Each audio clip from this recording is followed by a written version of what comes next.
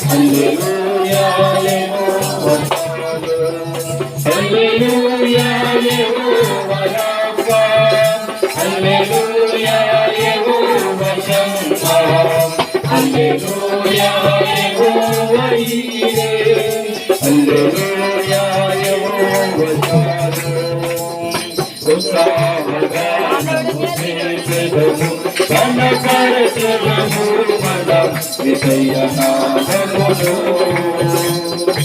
ఉత్సాహగానము చేసెదము కనపరచెదము మన యేసయ్య నామమును.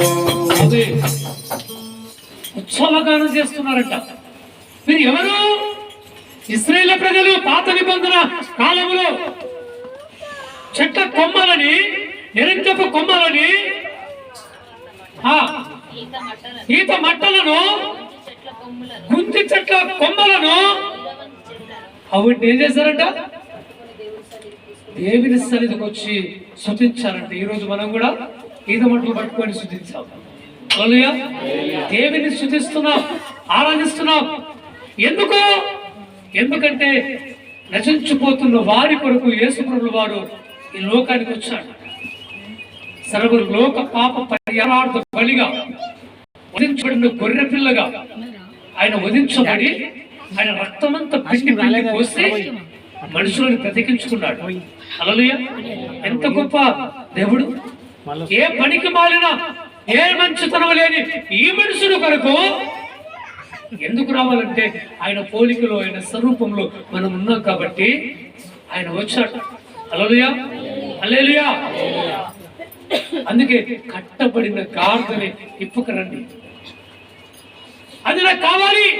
ఎవరైనా ఏమైనా అంటే ఎందుకు నీ గాడిద మీకు అని యజమానుడు అడిగితే అది ప్రభునకు కావాలి, అది ప్రభునకు కావాలి. నువ్వు నేను లోకమంతయు ప్రభుకు కావాలి. ఏం కావాలయ్యా? ఏం కావాలి? ధనం కావాలి. ఏం కావాలి? అంతస్తులు కావాలి. ఏం కావాలి ప్రభుకి? ఏం కావాలి? బంగారం కావాలి. కొంతమంది అయితే మొన్న శ్రీరామనవమి, శ్రీరాముల పెళ్లిలో బంగారం కూడా కాంగ్రెస్ సమర్పించారు కదా. డబ్బు కొన్ని కొన్ని ప్రాంతాలలో కొంత డబ్బులు ఖర్చు పెడతారు. ఏం చేస్తారు? మనుషులు తింటారు కదా. మానవుడికే లభితం అవి. అవి దేవునికి అవసరం లేదు. దేవునికి అవసరమైంది ఏంటంటే నశించిపోతున్న ఆత్మ అవసరము. అతన్ని కావాలి.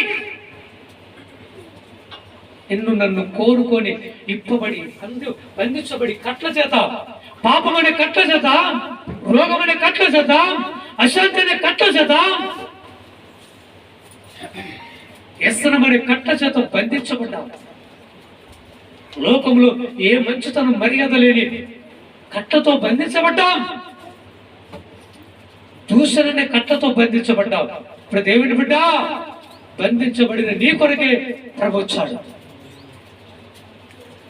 నిన్ను ఇప్పటానికి వస్తున్నప్పుడు నువ్వు కట్లు ఇప్పుకోవాలని ఆశపడుతున్నావా? సమాధులలో సంచారం చేస్తున్నాడు ఒక వ్యక్తి. ఎగేపోలికని గ్రామంలో. ఏ పోలిక? ఎగేపోలికని గెరాసేనుల దేశం. ఏ దేశం అది? గెరాసేనుల దేశంలో ఎగేపోలి అనే ఒక గ్రామంలో ఒక మనుషుడు దెయ్యముల చేత బంధించబడ్డాడు. ఇంచుమించు 2000 దెయ్యములు అతన్ని పీడిస్తున్నాయి, చిత్ర హింసలు పెడుతున్నాయి. ఓ అన్న నోటికి విరాము లేదు. సంఖ్యలు బంధిస్తే తెంపుకుంటున్నాడు, కాళ్ళతో బంధిస్తే తెంపుకుంటున్నాడు, కాళ్ళకు బోల్డాలు వేస్తే తెంపుకుంటున్నాడు. తుత్తి నీలుగా చేస్తున్నాడట. ఏం చేస్తున్నాడయ్యా? తుత్తి నీలుగా చేస్తున్నాడు. సమాధుల్లో సంచారం చేస్తూ, కేకలేస్తూ, రంకులు వేస్తూ తిరుగుతున్నాడు. ఏకేపోలి గ్రామంలో అధికారులు కానీ, అక్కడున్న పెద్దలు కానీ, ఇంటి వారు కానీ, తొడబుట్టిన వారు కానీ, స్నేహితులు కానీ, కన్నవారు కానీ అతన్ని విడిపించడానికి ఎవరి తరము కాలేదండి. ఎవరి తరము కాదు. కావాలిగా మరి నీకు పుట్టినోడు కదా, నీ తొడబుట్టినోడు కదా, లేకపోతే నీ పెద్దనైన చిన్ననైన కుమారుడే కదా, లేదు నీ రక్త సంబంధం కదా, నీ దగ్గర ధనం విడిపించవచ్చు కదా, విడిపించాలా?